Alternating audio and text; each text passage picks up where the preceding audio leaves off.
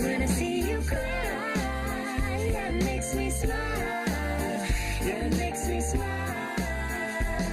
BRAFA, la Brussels Antique and Fire Bravo. Fair. Alors, bon, tout ça, c'est pour vendre des très belles choses. C'est un rendez-vous incontournable pour les collectionneurs et les amateurs d'art. Ça se passe à Bruxelles, comme le nom l'indique. Vous y êtes retourné, c'est toujours aussi bien. Bah oui, c'est toujours aussi bien, Bon. d'année en année. Mais non, mais c'est vrai que tous les ans, on dit « Oh, c'est encore mieux que l'année précédente », mais à force de dire ça... C'est les organisateurs Oui, qui voilà. Bon, non, mais vraiment, William, c'est une foire d'un excellent niveau. Et en plus de cela, c'est une foire très élégante, très accueillante. Les Belges sont très chaleureux, donc ils savent très bien faire ça. C'est une foire qui n'a plus rien à prouver, parce que chaque année, elle séduit de nombreux... elle accueille de nombreux visiteurs. Et la particularité de cette foire, William, eh bien, c'est que c'est quand même une foire très franco-belge.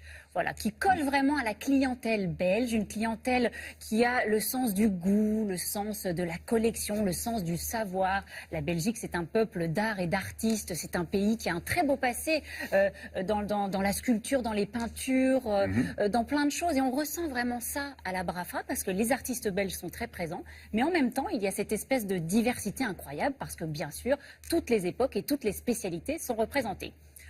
Mais vous allez être au conseil municipal de Bruxelles chargé de la culture, hein, et bientôt. pourquoi pas, monsieur, pourquoi pas. Oui. Autre particularité, et ça je sens que vous allez adorer, c'est que les marchands, en fait, se mettent, enfin, je veux dire, ils font des œuvres accessibles. Voilà, à la Brafa, on peut acheter, le collectionneur peut acheter, pour quelques centaines d'euros, on peut trouver de très jolis objets. Alors vous avez, hein, bien sûr, les œuvres somptueuses à des prix très élevés, mais vous avez aussi des petites choses que vous pouvez acheter, et ça c'est quand même vachement bien. Vous allez voir, nous avons rencontré, alors nous avons rencontré que des marchands belges, parce qu'on n'a pas fait les choses à moitié. On a interviewé des Van Hoogarden, par exemple. Regardez, on commence avec Samuel Van Hoogarden.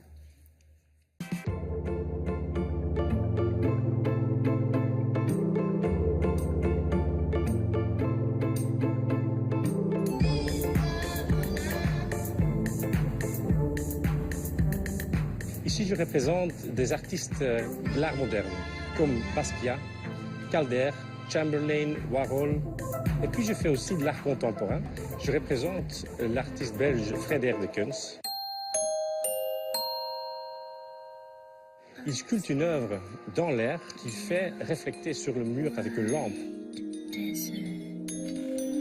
C'est même le premier artiste qui a commencé à travailler avec des ombres, fin 80, début 90. C'est le père de l'art de l'ombre. Ses œuvres sont très élégantes. C'est comme un mobile de Calder qui peut flotter dans l'air. Même sans lumière, c'est une œuvre très jolie. Après, on met la lumière et ça fait une surprise énorme. C'est ce joie, c'est cette expérience, cette surprise qui est importante dans son art. Et c'est très rare aujourd'hui, je trouve, de trouver un artiste contemporain qui a encore cette surprise, sans choquer, mais encore en plus avec une idée esthétique.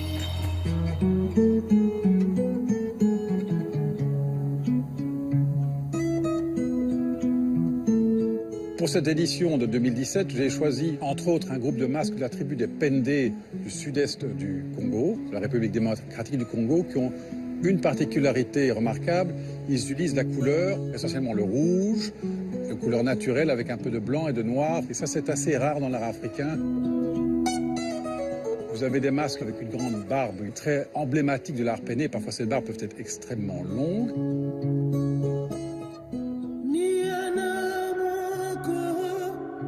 Les autres masques qui ont, entre autres, cette caractéristique stylistique des yeux mi-clos. En anglais, on appelle ça le bedroom eye, les yeux mi-clos de la chambre à coucher, qui fait allusion à la jeune mariée qui est dans sa chambre à coucher, qui attend son mari. Ces masques célébraient le passage de l'âge adulte de toute une classe de jeunes gens de la tribu des Pendé.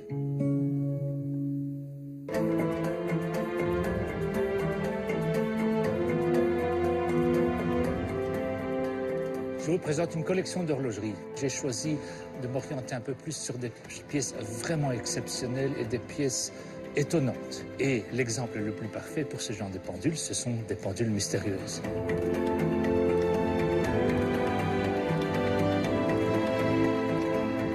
Ce qui est fascinant sur une pendule mystérieuse de Eugène Robert-Houdin, c'est qu'on a l'impression que ces aiguilles flottent dans l'air. Elles sont sur un cadran en verre. Les aiguilles sont fixées au milieu, pourtant elles continuent à donner l'heure. On appelle ce modèle pendule à 3 mystères, parce que La transmission se fait mécaniquement au travers d'un des griffons, jusque dans la base, en dessous de la colonne, et puis au travers de la colonne de cristal, et puis dans le cadran de cristal. Ce que vous voyez comme étant un cadran de cristal est en fait 3 cadrans de cristal. On va lui laisser le reste du mystère pour son fonctionnement. Si vous achetez la pendule, je vous dévoilerai comment elle fonctionne.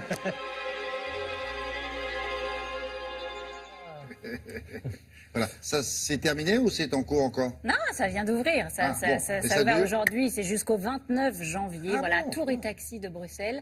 L'invité d'honneur cette année, c'est Rulio Le Parc. Rulio Le Parc, c'est l'un des principaux représentants de l'art cinétique. L'art cinétique, vous savez, c'est avec des formes et des couleurs. On essaie de recréer le mouvement, le déplacement dans l'air.